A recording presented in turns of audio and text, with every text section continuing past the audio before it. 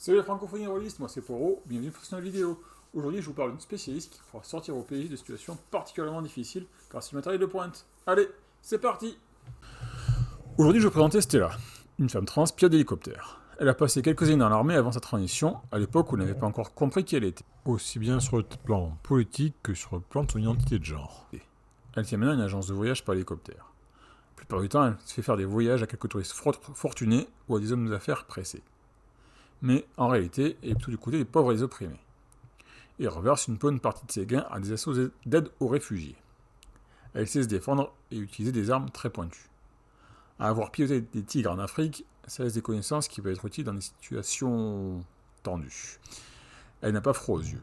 Si elle a réussi à se battre avec les médecins pour avoir son traitement hormonal, autre mission, à côté, c'est une partie de plaisir. Images, odeurs, tic de parole, ton de voix. Stella est grande, au visage plutôt mince et allongé. Elle porte ses cheveux mi-longs, rouges en une queue de cheval. Elle est athlétique et énergique. Elle répond à la provocation par la surenchère et refuse de se faire mépriser par qui que ce soit. Surtout pas les machos. Elle porte une combinaison de pilote qu'elle a cintrée pour mettre en avant sa poitrine. Quand les jours arrivent, elle refile sa valise à un homme d'affaires en lui disant « Je suis le pilote, pas ta bonne !» Elle sent l'huile de moteur et la lavande. Elle a une voix profonde mais pas très grave. De temps en temps, elle va jouer avec la gravité de sa voix, de manière à faire comprendre de manière subtile, plus ou moins, aux gens avec lesquels elle discute, que c'est une personne transgenre. Elle parle fort et aime se faire entendre. Elle dit souvent « Ouais, grosse, ça y est !» et « C'est l'enfer !» Information sur le setting qu'elle veut mettre en avant. On va commencer original. C'est une femme. Elle est trans. Bon voilà quoi, si vous voulez montrer le niveau de bigoterie de votre univers, c'est ici qu'on va commencer. Quoi. Elle peut aussi parler de la présence de communautés autour du personnage. Les communautés trans, dont elle fait partie, et le monde de l'aviation. De ce côté-là, comment est-elle acceptée? Est-ce que les autres aviateurs la méprisent ou l'acceptent volontiers? Elle peut aussi servir à montrer aux joueurs certains PNJ importants auxquels elle a eu affaire en leur servant de taxi et ainsi leur donner des informations dessus. Ça peut enfin être le lien avec les groupes de réfugiés auxquels elle vient en aide. Accroche de scénarii. Quel scénarii ce personnage et son rapport au PJ, le vrai centre de votre histoire, je vous rappelle, peuvent introduire dans vos campagnes. Premier scénario.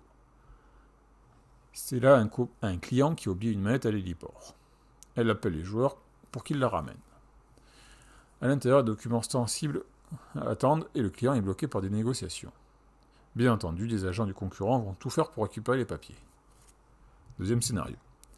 Un Stella qu'elle a connu avant sa transition vient la revoir. Il cherche à trouver de l'aide. Il a approché Stella en retrouvant un pilote d'hélicoptère qui avait le même nom que son ancien camarade. Il pense avoir affaire à sa sœur ou à un membre de sa famille. Il a été plutôt surpris de voir qu'en fait c'était bien son camarade qui avait transitionné. Et a des réactions ambiguës vis-à-vis de la transition de celui avec qui il a servi. Il a des soucis avec les trafiquants de drogue et va demander de l'aide à Stella pour aider à passer une cargaison et le débarrasser de ses dettes.